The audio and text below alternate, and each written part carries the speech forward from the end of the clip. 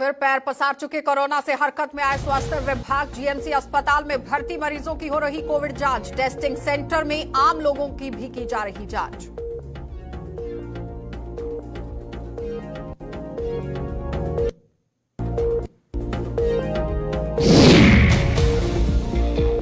रामबन के खड़ी इलाके में आतंकी ठिकाना हुआ ध्वस्त। आतंकी ठिकाने से बड़ी मात्रा में गोलियां बारूद बरामद। रामबन पुलिस दोपहर को करेगी खुलासा।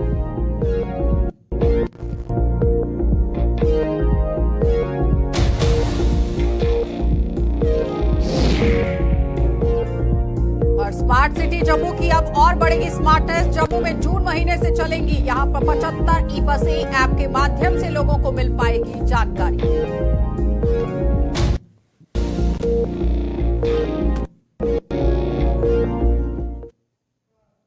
नमस्कार, बुलेटिन में आपका स्वागत है। मैं हूं आपके साथ आशा सरमाल। से शुरुआत करते हैं जम्मू कश्मीर से जुड़ी खबरों की। सबसे पहले आपको दिखा देते हैं कि कोविड के हवाले से किस तरह से आप देखिए अपडेट सामने आई है। जम्मू कश्मीर में एक बार फिर से पैर पसार चुके कोरोना के चलते स्वास्थ्य विभाग हरकत में आ गया है। और बात करें अगर जम्मू की, तो यहां पर भी अब कोरोना के मामले सामने आ चुके हैं, जिसके चलते स्वास्थ्य विभाग द्वारा अब टेस्टिंग पर जोर दिया जा रहा है। और जम्मू के जीएमसी अस्पताल की यहां पर बात की जाए तो इस अस्पताल में दाखिल मरीजों की टेस्टिंग प्रक्रिया भी शुरू कर दी गई है। इसके अलावा आम लोगों को भी यहां पर आप देखिए किस तरह से अपील की गई है, आह्वान उनसे किया गया है। लोगों के टेस्ट यहां पर किए जा रहे हैं। उधर सुप्रीम कोर्ट ने कहा कि कोविड के बढ़ रहे मामलों के मद्देनजर उसे वीडियो कॉन्फ्रेंसिंग के जरिए मामलों की सुनवाई करने में कोई ऐतराज नहीं है। तो साफ तस्वीरों में आप देख सकते हैं किस तरह से टेस्टिंग प्रक्रिया पर अब जोर दे दिया गया है, क्योंकि लगातार मामले कोरोना को लेकर बढ़ते जा रहे हैं। इसी पर ज्यादा जानकारी लेंगे। ऋतिका हमारी संवाददाता हमारे साथ जुड़ चुकी है। ऋतिका, कितने मामले अभी तक सामने आ चुके हैं और किस तरह से टेस्टिंग की प्रक्रिया को शुरू किया गया है? जी बिल्कुल, आपको बता देना चाहते हैं कि कोरोना के जो बढ़ते हुए मामले हैं उन्हीं को ध्यान में रखते हुए जीएमसी जम्मू में, जो कि शुरुआती फर्स्ट वेव के टाइम से ही कोरोना टेस्टिंग सेंटर बनाया गया था, दोबारा से वहां पे जितने भी पेशेंट जीएमसी जम्मू में एडमिट किए जा रहे हैं या फिर उनके साथ जो अटेंडेंट होते हैं उन सबका कोविड टेस्ट जो है वहां पे किया जा रहा है। और आज सुबह की जो खबर आई है, क्योंकि पूरे दिन की लिस्ट जो है वो शाम को आती है, परंतु अभी तक जो कोविड टेस्ट हुए थे उनमें से एक व्यक्ति के कोविड होने की यहाँ पे पुष्टि की गई थी। और कहा गया कि अभी भी लगातार टेस्ट हो रहे हैं। वहां पे पूरा पता लगाया शाम तक कितने लोग आते हैं, उनमें से कौन सी डिस्ट्रिक्ट से कितने लोग टेस्ट करवाया, और उनमें से अगर कोई कोविड पॉजिटिव आता है तो उसे उसमें शामिल कर दिया जाएगा। ऋतिका, अगर हम ग्राउंड की बात करें, बाजारों में जिस वक्त इस वक्त आप देखिए ग्राउंड जीरो पर हैं, कितना वहां पर लोगों की तरफ से एहतियात बरतने की कोशिश की जा रही है? कितना समझा जा रहा है कि अब एक बार फिर से कोरोना जो है वो बढ़ जाएगा? क्या सोशल डिस्टेंसिंग का पालन हो रहा है? बाहर मार्केट में लोग मास्क पहन रहे हैं? आपको बता दें कि लोगों को भी स्थिति का पूरा पता है कि कोरोना के केस बढ़ रहे हैं, और उसके बावजूद भी हमें कोविड अप्रोप्रिएट बिहेवियर को फॉलो करते हुए यहाँ पे जितने भी सोशल जितने भी स्थान बने हुए हैं वहाँ पे कोई भी कोरोना के इस अप्रोप्रिएट बिहेवियर को फॉलो करता हुआ नहीं दिखा। ना ही यहाँ पे मास्क पहने हुए लोग होते हैं, ना ही सोशल डिस्टेंसिंग को फॉलो करते हुए लोग होते हैं। और सैनिटाइजर का उपयोग करना लोगों ने काफी समय पहले ही बंद कर दिया था, परंतु डॉक्टर्स यही कहते हैं कि कोविड अप्रोप्रिएट बिहेवियर को फॉलो करें, ताकि जो केस जो है लगातार जो आ रहे हैं इनमें दोबारा से कमी हो सके। पहले जो कोविड तो ऋतिका, फिर क्या लगता है कि सख्ती करने की जरूरत है? सख्ती करने की जरूरत है ऋतिका? जी बिल्कुल, यहाँ पे जिस तरीके से कोविड के मामले बढ़ते जा रहे हैं, ऐसे में कहीं ना कहीं लोगों को निर्देश देने की जरूरत है, क्योंकि अभी तक सिर्फ डॉक्टर्स अपील करते हुए नजर आ रहे हैं। एडमिनिस्ट्रेशन की तरफ से कोई भी ऐसा निर्देश नहीं आया है जिसमें लोगों को कहा गया हो कि आपको कोविड अप्रोप्रिएट फॉलो करना है। शायद इसीलिए लोगों में हल्की सी लापरवाही देखने को मिल रही है। ऐसे में सख्ती करने के निर्देश अगर आ जाएंगे वो सबके लिए बहुत ही बेहतरीन होगा। चलिए ऋतिका, बहुत बहुत धन्यवाद जुड़ने के लिए। तो सख्ती से यहाँ पर कार्रवाई करने की जरूरत है, और उसके बाद ही आप देखिए किस तरह से इस पर रोक लगाई जा सकती है, क्योंकि कोरोना की चेन अगर फिर से बढ़ जाती है तो जाहिर तरीके से खतरनाक साबित हो सकती है। इसलिए एहतियात बरतना बहुत जरूरी है। आगे बढ़ जाएंगे, अब आपको रामबन लिए चलते हैं और रामबन से आपको दिखा देते हैं कि पुलिस की तरफ से किस तरह आज दोपहर 1 बजे एक बड़ा खुलासा किया जाएगा, जिसमें जिला रामबन की अगर बात करें तो खड़ी इलाके से सुरक्षा बलों ने एक आतंकी ठिकाना ध्वस्त किया है। और ये आतंकी ठिकाना आप देखिए किस तरह से यहाँ पर बनाया गया था। इसमें से बड़ी मात्रा में हथियार और गोला बारूद बरामद किए गए हैं। और रामबन के खड़ी इलाके की ये बात हो रही है। रामबन पुलिस आज दोपहर को बड़ा खुलासा करने जा रही है, और साथ ही साथ साफ तस्वीरों में आप देख सकते हैं किस तरह से यहाँ पर ये पूरा गोला बारूद जो है वो बरामद किया गया है। अब सवाल यहाँ पर ये उठ रहा है कि आखिर ये ठिकाना यहाँ पर किस तरह से बनाया गया और कौन से ये लोग थे जो इस पूरे ठिकाने पर दबिश भी देते हुए नजर आए। लेकिन उस बीच में जिन्होंने यहाँ पर ये सामान पहुंचाया है उन पर किस तरह से कार्रवाई अब की जा रही है, क्या पता लगाने की कोशिश की जा रही है। आरिफ वहीद हमारे साथ जुड़ चुके हैं। आरिफ, आपसे जानना चाहेंगे, सबसे पहले तो ये बताइए, जिस तरह से ये एक आतंकी ठिकाना यहाँ पर ध्वस्त किया गया है, तार किसके साथ जुड़ते नजर आ रहे हैं और कौन ऐसे लोग थे जिनकी तरफ से ये पूरा काम यहाँ पर किया गया है? क्या पूछताछ चल रही है? किस तरह से खुलासा आज पुलिस करेगी? जी बिल्कुल आशा, मैं आपको बताने की कोशिश करूंगा कि खड़ी तहसील के बिल्कुल ऊपरी इलाके में जो है पुलिस का मानना है कि एक बहुत बड़ा जो है हाइड आउट जो है वो उन्होंने बस्ट किया है। और उसके साथ में अगर देखें तो वहां पर जो है गोला बारूद जो है वो बरामद करने की बात है, जिसके चलते जो है आज तकरीबन 1:30 पे जो है यहाँ पर प्रेस कॉन्फ्रेंस जो है पुलिस स्टेशन बनियाद में भी जो है वो की जाएगी, जिसमें जो चीजें रिकवर हुई है उनको डिस्प्ले किया जाएगा। लेकिन कहीं ना कहीं अगर देखें तो जो प्रीवियस टाइम में जो मिलिटेंसी का इफेक्ट रहा है रामबन जिला के ऊपरी इलाकों में, तो उसी के चलते जो है ये एक हाइड आउट जो है ये अंदेशा ये है कि ये उसी तरह का एक हाइड आउट जो बस्ट किया गया है। क्योंकि अगर देखें तो रामबन जिला में जो है मिलिटेंसी के ग्राफ पे जो है बहुत कमी है, लेकिन उम्मीद यहाँ पर ये जो सोर्सेस बता रहे हैं कि एक बड़ी मात्रा में जो है गोला बारूद जो है बरामद किया गया है पुलिस की तरफ से। चलिए आरिफ, बहुत बहुत धन्यवाद जुड़ने के लिए। तो फिलहाल आप देखिए किस तरह से पूरी जानकारी आरिफ की तरफ से दी गई है, लेकिन दोपहर 1 बजे पूरी तरह से खुलासा जो है वो पुलिस यहाँ पर करेगी कि किस तरह इस बड़ी घटना को अंजाम देने की फिराक में अगर आतंकी हैं तो उसे किस तरह से नेस्तनाबूद कर दिया गया है रामबन पुलिस की तरफ से। आगे बढ़ जाएंगे, अब आपको स्मार्ट सिटी के हवाले से खबर दिखा देते हैं, क्योंकि स्मार्ट सिटी जम्मू की स्मार्टनेस में और ज्यादा इजाफा करने की कोशिशें जोरों शोरों से जारी कर दी गई हैं और शहर में स्मार्ट सिटी परियोजना के तहत इस साल जून महीने से 75 ई बसें यहां चलाने की तैयारी की गई है। तो खास बात यह है कि इस रूट पर कौन सी बस यहां पर कब आएगी, इसकी जानकारी आप देखिए किस तरह से चलो मोबिलिटी ऐप के जरिए लोगों को मिलेगी। तो ऐप को तैयार करने का काम अंतिम चरण में है और मई के अंतिम हफ्ते में ये ऐप पूरी तरह से बनकर तैयार हो जाएगी और काम करना शुरू कर देगी। तो आपको बताते चले कि इससे पहले भी आपने देखा था कि बसेस किस तरह से शुरू की गई थी, लेकिन लोगों की तरफ से ये कहा गया था कि सबसे पहले यहां पर चार्जिंग पॉइंट बनाने की जरूरत थी और उसके बाद इन बसों को सड़कों पर उतारने की जरूरत थी। लेकिन अब ये बस यहां पर अगर एक मोबाइल ऐप के जरिए बाहर आएगी तो जाहिर तरीके से लोगों को कितना फायदा होगा, ये बड़ी बात है। लेकिन इस बीच में स्मार्ट सिटी जम्मू की स्मार्टनेस में और ज्यादा इजाफा करने की कोशिशें अब जोर पकड़ती जा रही हैं। और किस रूट पर कौन सी बस चलेगी, कितने बजे चलेगी, किस तरह से पूरा शेड्यूल इनका रहेगा, ये आप एक ऐप के जरिए समझ सकते हैं, जानकारी ले सकते हैं। चलो मोबिलिटी ऐप है जिसके जरिए आप ये पूरी बात समझ सकते हैं और मई के अंतिम हफ्ते में ही इस ऐप को पूरी तरह से मार्केट में उतारने की बात कही गई है। लेकिन फिलहाल इन बसेस को लेकर एक सवाल जरूर यहां पर उठता रहा कि चार्जिंग पॉइंट किस तरह से बनाए जाने चाहिए और जिन रूट्स पर इन बसों को लगाया जाएगा क्या उन रूट्स पर चार्जिंग पॉइंट्स बनाए जाएंगे या नहीं, उस पर किस तरह से काम चल रहा है, ये भी पूरी जानकारी लेना बहुत जरूरी था। क्योंकि आप देखिए स्मार्ट सिटी को मद्देनजर रखते हुए ये पूरा काम हो रहा है, लेकिन उस बीच में अंतिम चरण में अब ये काम पहुंच गया है और साथ ही साथ इसका सीधा लाभ आम जनता को मिलेगा। तो खास बात ये रही कि किस रूट पर ये कौन सी बस चलने वाली है, यानी कि इन बसों का पूरी तरह से जो शेड्यूल है, टाइम टेबल है, वो आप समझ पाएंगे। चलो मोबिलिटी ऐप है जिसके जरिए आप ये पूरा लाभ उठा सकते हैं, लुत्फ उठा सकते हैं, क्योंकि स्मार्टनेस ही जो काम है वो होता नजर आ रहा है। लेकिन स्मार्टनेस को लेकर अभी कितना और काम करने की जरूरत है म्युनिसिपल कॉर्पोरेशन को लेकर अगर बात की जाए तो इस पर भी नजर गड़ाना बहुत जरूरी है, क्योंकि स्ट्रीट लाइट्स की कई बार खबरें जो है वो सामने आती रही हैं और इस बीच में रेड लाइट्स की जो सिग्नल हैं उनको लेकर भी कई तरह के आरोप लगे हैं। लेकिन अब यहां पर ये किसी सौगात से कम नहीं होगा कि ई बसेस वहां पर चलाई जाएंगी और साथ ही साथ 75 ई बसें जो हैं वो तैयार की गई हैं, जिसमें सबसे पहले तो इनके रूट को निर्धारित किया गया है, समय को निर्धारित किया गया है, लेकिन उस बीच में किस तरह से अब ये बसेस जो हैं वो लोगों को फायदा देंगी, ये बड़ा बात।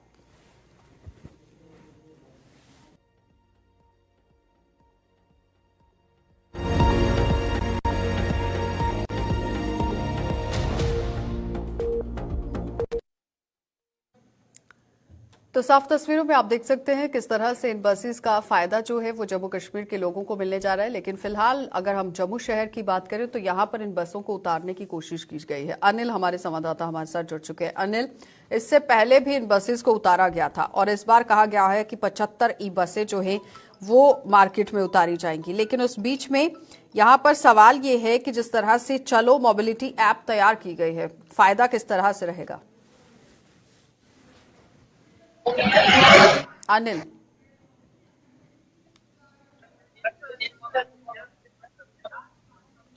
अनिल आप मुझे सुन रहे हैं? नहीं, आवाज पाइए, दोहराइएगा सवाल। जिस तरह से 75 ई बसेस को मार्केट में उतारने की बात कही गई है, चलो मोबिलिटी ऐप तैयार की गई है, किस तरह से फायदा मिलेगा जनता को?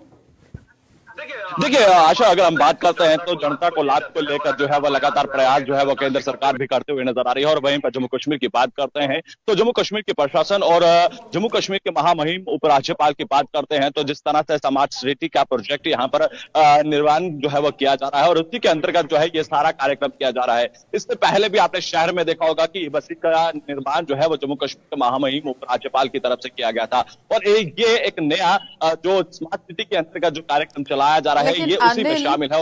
यहाँ पर सवाल ये है कि पहले भी ये बसेस जो हैं वो रूट पर उतारी गई थी, लेकिन उस वक्त सवाल यहाँ पर ये था कि चार्जिंग पॉइंट पहले बनाए जाने चाहिए थे और उसके बाद इन बसेस को उतारा जाना चाहिए था। सिर्फ महज ऐप से कुछ नहीं होने वाला है, क्या चार्जिंग पॉइंट को लेकर भी काम किया गया है प्रशासन की तरफ से?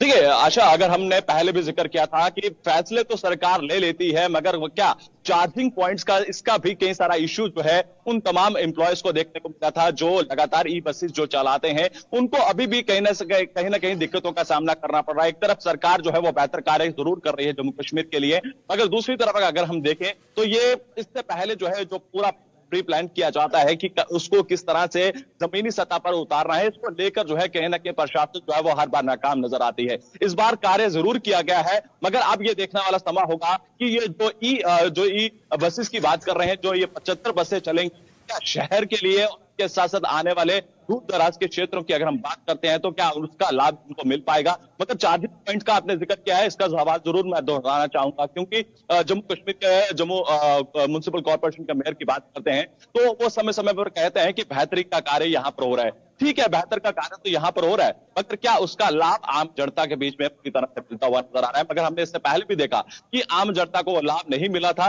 और अभी भी कई सारी बसें जो है वो उसी तरह से ठप पड़ी हैं। और इससे भी एक और बात यहाँ पर अनिल कि जिस तरह से ये ऐप बनाई गई है, जो पढ़े लिखे लोग हैं वो ऐप का इस्तेमाल करेंगे, लेकिन बड़े बुजुर्ग जिस तरह से वो बसेस का इस्तेमाल करते हैं, उनको अपने घरों से कहीं जाना है, तो उनकी मदद के लिए क्या कुछ कदम उठाए गए हैं? देखिए अभी सरकार की तरफ से इसको लेकर जो है वो कोई भी इस कदम जो है वो नहीं उठाया गया है।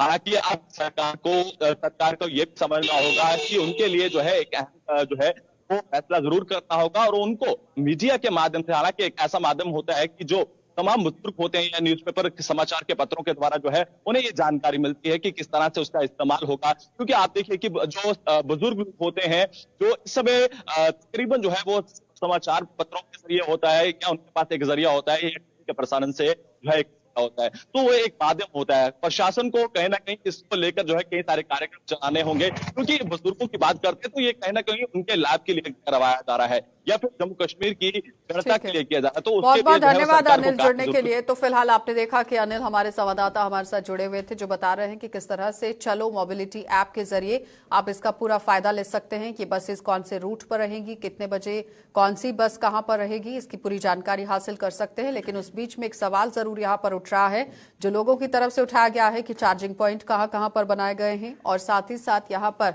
पढ़े लिखे लोगों के अलावा अगर जो लोग पढ़े लिखे नहीं हैं वो अगर इस ऐप का इस्तेमाल किस तरह से करेंगे, उनकी मदद के लिए क्या कुछ कदम उठाए जाएंगे, आगे बढ़ जाएंगे।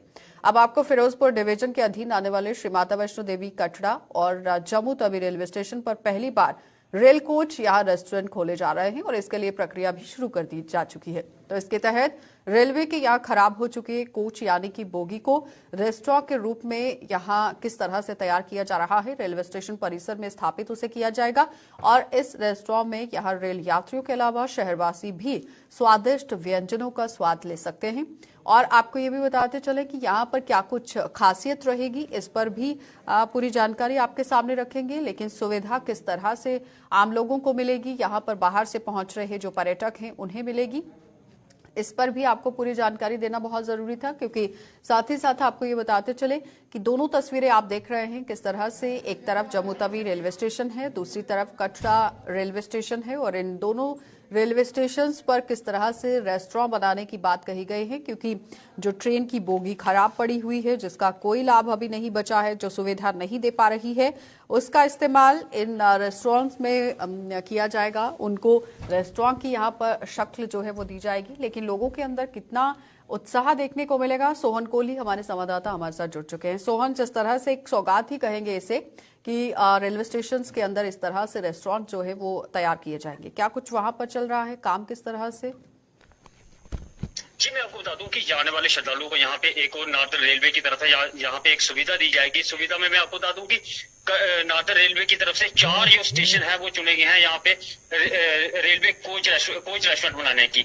और मैं आपको बता दूं सबसे पहले तो अमृतसर के बाद एक पठानकोट और जम्मू और कटरा, ये 4 स्टेशनों पे यहाँ पे रेल कोच रेस्टोरेंट बनाए जाएंगे। रेल कोच रेस्टोरेंट के वो रेस्टोरेंट में आपको बता दूं कि जो भी रेल के जो डिब्बे होते हैं, बुग्गी जिसको बोला जाता है, बुग्गी जो खराब हुई हो उनको काफी ज्यादा खूबसूरती से लाइटिंग लगा के सजाया जाएगा और उनको रेस्टोरेंट बनाया जाएगा। आने वाले श्रद्धालु जो यहाँ पे स्टेशन पे आएंगे वो रेस्टोरेंट में बैठ के खाना खा सकेंगे और श्रद्धालु तो ये सुविधा मिलेगी। साथ में शहर वासियों को भी ये सुविधा मिलेगी। शहरवासी भी इस रेस्टोरेंट में खाना खाने का स्वाद चख सकेंगे। मतलब कि आकर्षण का केंद्र भी बनेगा। बहुत बहुत धन्यवाद सोहन जुड़ने के लिए। तो फिलहाल आपने देखा कि सोहन कोहली हमारे संवाददाता हमारे साथ जुड़े हुए थे, जो बता रहे हैं कि किस तरह से अब पर्यटन को और बढ़ावा देने के लिए यहाँ पर कदम उठाए जा रहे हैं। रेलवे स्टेशन के अंदर जो खराब पड़ी हुई बोगियां हैं उनका इस्तेमाल किया जाएगा और लोगों को उनके सामने किस तरह से, आप देखिए, एक नया रेस्टोरेंट बनाकर सामने रखा जाएगा और उससे सुविधाएं जो है वो आम जनता भी ले सकती है, बाहर से आए हुए पर्यटक भी ले सकते हैं। तो फिलहाल आगे बढ़ जाएंगे। हाल ही में हुई बारिश और तेज हवाओं से जिला सांबा के ब्लॉक रामगढ़ में यहाँ किस तरह से किसानों की गेहूं की फसल को भारी नुकसान हुआ है, ये रामगढ़ की बात आपको सुना रहे हैं। और पीड़ित किसानों ने सरकार से उनकी फसलों का जायजा लेकर उन्हें हुए नुकसान की भरपाई करने की मांग कर दी है। तो किसानों के मुताबिक पिछले कुछ वर्षों से लगातार उनकी फसलें मौसम की भेंट चढ़ रही हैं, लेकिन सरकार की ओर से उन्हें उचित मुआवजा नहीं मिल रहा है। उन्होंने सरकार से जल्द उनकी खराब हुई गेहूं की फसल का निरीक्षण करने और फसल के नुकसान का मुआवजा देने की मांग कर दी है। ये बारिश जो लगी हुई है, ये पहले ही हम कह रहे हैं कि इंद्र देवता जी कुछ ज़्यादा ही मेहरबान हो गए हैं। और हमें पीछे भी 2-3 साल पहले भी काफ़ी नुकसान हुआ। और ये जो बारिश अभी 2-3 दिन सुना है कि और है, दोबारा बारिश है, तो कणक की जितनी आप देख रहे हैं वो नीचे गिर गई है। नीचे गिरने से जो उसकी फूड ग्रेविटी जो दाना बनना होता है ना, जो दाना भारी होता है, वो बिल्कुल ख़त्म हो जाएगा। हवा चलेगी, दाना बिल्कुल उसका वेट ही नहीं रहेगा। तो ये हम सरकार से ये लिहाजा रिक्वेस्ट करेंगे कि हर बार ज़मींदार को मतलब कि नुकसान जो हो रहा है और सरकार ने कभी हमें जो मुआवजा इतना जो कंपनसेट नहीं करने के मतलब कि कर रही, तो हम ये इंद्र देवता जी को भी रिक्वेस्ट करेंगे कि काइंडली कोई हम पे रहम करो। और सरकार को भी ये कहेंगे कि किसानों को देखते हुए कोई ना कोई स्पेशल जो पैकेज है वो जरूर किसानों को दिया जाए। पहले बारिश हुई थी आज से कोई 20-22 दिन पहले भी, उससे तो थोड़ी मतलब के आज तक ठीक है। जो बढ़ाने इलाके थे जहाँ पे लोगों के पास पानी का सोर्स नहीं था, वैसे वो भी लेट हो गई थी, लेकिन फिर भी थोड़ा बहुत असर हुआ के तो अभी दाना भी अच्छा लगेगा। लेकिन अभी जो लगातार बारिश हो रही है, इससे तो जो हमारी गेहूँ की फसल है तो पूरी ढह गई है और इसका जो दाना है वो भी, उसका जो रंग है वो काला होना शुरू हो गया है। तो ये मुझे लगता है कि किसानों के लिए बहुत बुरा है। तो मैं चाहता हूं कि गवर्नमेंट इसमें कुछ दखल अंदाजी दे ताकि किसानों को कुछ हौसला मिले। किसान बहुत परेशान है इस समय। अगर ये ऐसे ही बारिश 1-2 दिन और चली तो मुझे लगता है कि 95% 100% ही समझो ये खत्म हो जाएगी। तो सांबा जिले के बाड़ी ब्राह्मणा इलाके में आए दिन हो रही चोरियों से दुकानदार और अन्य लोग परेशान हैं। बात करें अगर बाड़ी ब्राह्मणा के ही रघुनाथ बाजार की, तो यहां चोरों ने दुकानदारों की नाक में दम कर रख दिया है। दुकानदारों के मुताबिक इस बाजार में पिछले कई समय से चोर लगातार उन्हें निशाना बना रहे हैं और पुलिस ने शिकायत करने के बावजूद भी यहां पर कोई काम नहीं किया है। सिलसिला थमने का नाम बिल्कुल नहीं ले रहा। देखो जी, इतने छोटे छोटे दुकानदार ने वो बेचारे मासा ध्याड़ी धूड़ी लाइए अपना करते हैं गुजारा। तो चोरें हिम्मत देखो बारे कि नहीं है, एक बारी नहीं त्रै बारी मारा इतने चोरियां करी है। चली जंदे मारे अस केह् करचै हुण, पुलिस वाले कोल जन्ने आ जे ते रिपोर्ट तो असें करानी हुण जाइए असें, पर ये नुकसान जेह्ड़ा 7-7 हज़ार रपेऽ दा होई गेआ, असें कुत्थूं भरना महाराज, कुत्थूं पूरा करगे अस। मेरा तो एसी भी गया एक बारी, LCD लेइयै अंदरा कड्ढियै 1000 रपेआ गल्ले चा लेइयै कड्ढियै, केह् करचै 45-46 हज़ार रपेऽ दा मेरा नुकसान होया, कुत्थूं पूरा करना असें। देखो जी, अस इ'यै रिक्वेस्ट करने आ भाई कोई चोरें गी फड़ो, उं'दा कोई करो कोई मसला हल कोई साढ़ा भी। सर ये मार्केट बड़ी सेफ ही 2013 ਦੇ ਪਹਿਲੇ ਕੋਈ ਇੱਥੇ ਚੋਰੀ ਵਗੈਰਾ ਨਹੀਂ ਹੁੰਦੀ ਹੈ, ਲੇਕਿਨ ਉਹਦੇ ਬਾਅਦ ਪਤਾ ਨਹੀਂ ਕੋਰੀ ਨਜ਼ਰ ਲੱਗੀ ਹੈ ਇੱਥੇ ਮਾਰਕੀਟ 'ਚ 2013 ਹੀ ਚੋਰੀ ਹੋਈ, ਉਹਦੇ ਬਾਅਦ ਚੋਰੀਆਂ 15 ਦਿਨ ਪਹਿਲੇ ਮੈਡੀਕਲ ਸ਼ਾਪ ਉੱਪਰ ਚੋਰੀ ਹੋਈ ਹੈ, ਔਰ ਪਹਿਲੇ ਚਾਰ ਵਾਰੀ ਤੇ ਹੁੰਦੀ ਹੈ ਪਾਈਪਾਂ ਲਈ ਜਨ ਵਿਚਾਰੇ ਦੀਆਂ AC ਦੀਆਂ ਵੱਡੀਆਂ 4-5 ਹਜ਼ਾਰ ਦੀ ਪਾਈਪ ਹੁੰਦੀ, ਉਹਨੇ 200-300 ਰੁਪਏ ਦੀ ਵੇਚੀ, ਆਪਣੇ ਨਸ਼ਾ ਪੂਰਾ ਕਰੀਏ ਤੇ ਅਗਲੇ ਸਹੀ ਜਾਣਾ ਘਰ, ਨੁਕਸਾਨ ਇਹਨੇ ਭਰਦੇ ਰੋਣਾ। ਕਿੰਨੇ ਵਾਰੀ ਪੁਲਿਸ ਵੀ ਅਪੀਲ ਕਰਚਾ, ਲੇਕਿਨ ਸਾਡੇ SSP ਸਾਹਿਬ ਆਖਦੇ ਬੜੇ ਹੋਨੈਸਟ ਨੇ, ਹੁਣੇ ਹੀ ਅਸੀਂ ਅਪੀਲ ਕਰਨੇ ਆ ਕਿ ਨਹੀਂ SHO ਸਾਹਿਬ ਹੀ ਆਖਣਗੇ ਚੋਰ ਹੀ ਫੜੋ ਤੇ ਨਹੀਂ ਅੰਦਰ ਕਰੋ, ਜਾਂਦੇ ਪਰ PSA ਵਗੈਰਾ ਲਾਓ, ਲੋਕ ਤੇ ਪਰੇਸ਼ਾਨ ਹੋਈ ਜਨ। ਬਸ ਇਹ ਅਪੀਲ ਕਰਾਂਗੇ ਕਿ ਦੇਖੋ ਇਹ ਚੋਰ ਜਲਦੀ ਕੋਲ ਜਲਦੀ ਫੜੇ ਜਾਣ, ਤੇ ਬਾਕੀ ਰੱਬ ਦੇ ਭਰੋਸੇ ਆ, ਹੁਣ ਪੁਲਿਸ ਦੇ ਭਰੋਸੇ ਕੱਖ ਨਹੀਂ ਹੈ ਇਸ ਲਈ। तो जम्मू शहर से निकलने वाली गंदगी के लिए बनाए गए ट्रांसफर स्टेशनों को जम्मू वासियों ने सफेद हाथी करार दे दिया है। लोगों का आरोप है कि जम्मू शहर से निकलने वाले कूड़े के लिए बनाए गए यहाँ ट्रांसफर स्टेशनों का सही उपयोग नहीं हो पा रहा है और ये उनकी परेशानी का सबब बन गए हैं। तो लोगों का आरोप है कि शहर में लगे हुए गंदगी के ढेरों से उठने वाली बदबू अब उनके लिए यहाँ सांस लेने भी किस तरह से दुभर कर देगी। ये बड़ी बात है क्योंकि जैसे यहाँ बीमारियों के फैलने का अंदेशा अलग से बना हुआ है, तो साफ टीवी स्क्रीन पर आप देख सकते हैं किस तरह से गंदगी के अंबार लगे हुए हैं, जिस पर म्युनिसिपैलिटी को यहाँ काम करने की जरूरत है। और साफ तौर पर आप देखिए सफेद हाथी किस तरह से नगर निगम की ट्रांसफर स्टेशन जो है वो साबित हो रहे हैं। जम्मू में म्युनिसिपैलिटी ने ये बनाए हैं, ट्रांसफर स्टेशन बनाए हैं, इनमें सब में इतनी बुरी हालत है कि इतना गंद है, मैं क्या बताऊं। लोग आने जाने वाले भी हैं, वो बीमारी इतनी फैलती, इतने जरासीम होते हैं, शिकायत कोरोना ये खुद लाते हैं, कोरोना बाहर से नहीं लाना पड़ता है, ये लाते हैं। सर ये किस लिए बनाए हैं, उन पे कूड़ा क्यों नहीं डाल रहे हैं? हाँ, जो हमने जो म्युनिसिपैलिटी ने बनाए हैं, ये मेयर साहब तो कहते हैं हम बड़ा काम करते हैं, लेकिन काम मुझे तो कोई दिखाई दे नहीं रहा इनका। वो इतनी गाड़ी लाई, इतने पैसा इतनी गाड़ी लगाई है, लेकिन उनका मैंने कोई फायदा कोई नहीं है, फिर भी गंद का इतना रह रहा है और लोग इतने आने जाने वालों की परेशानी, इतने सब पीर को इतना बड़ा मंदिर है, लोग बाहर से लोग बड़े दूर से यात्री आते हैं, वो क्या सोचते होंगे, कहते हैं ये मंदिरों का शहर है, ये मंदिरों का शहर हो, ये गंद का शहर है। यहाँ तो इतना गंद है कोई हिसाब ही नहीं। या जम्मू के मेयर साहब तो सुबह से लेकर शाम तक दौड़े रहते हैं, जी मैं बहुत काम करा रहा हूँ, मुझे तो काम दिखाई दे नहीं रहा। इतना उनका ये जितने लोगों को परेशानी की है, और इतनी परेशानी है कहने के बाद भी। और साथ बच्चे स्कूल जाते हैं सुबह, वो उनको, और लोग जो सुबह मॉर्निंग वॉक कर जाते हैं, इवनिंग वॉक करते हैं, उनके लिए परेशानी। मैं तो गवर्नमेंट से ये अपील करूँगा कि यहाँ उठाकर यहाँ ये नहीं रखना चाहिए, तो यहाँ सफाई का अभियान ज़्यादा से ज़्यादा होना चाहिए, ताकि हमारा जो शहर है ये खूबसूरत इतना शहर है, इसको खूबसूरती रखना चाहिए। कि अगर आपने जनता का करोड़ों रुपया लगाया है तो कम से कम उसका इस्तेमाल सही ढंग से होना चाहिए, ताकि हमारे जम्मू शहर जो मंदिरों का शहर है और जहाँ के रहने वालों को और बाहर से आने वाले लोगों को वो सुविधा मिलनी चाहिए। एक तरफ तो हमारे प्रधानमंत्री जी का नारा है स्वच्छ भारत, उसी की तर्ज पे पहले मेयर साहब थे हमारे, जो उनका स्लोगन था हंसता हुआ जम्मू, मुस्कुराता हुआ जम्मू, खिलता हुआ जम्मू। लेकिन कहीं ना कहीं ये जो गंदगी के ढेर हैं, इनको देखकर हर इंसान का चेहरा मुरझा जाता है। तो हम चाहते हैं कि ये जम्मू मुस्कुराना चाहिए, मुरझाना नहीं चाहिए। और आपके माध्यम से मैं प्रशासन से एक बार फिर अपील करूंगा कि इस तरफ ध्यान दीजिए।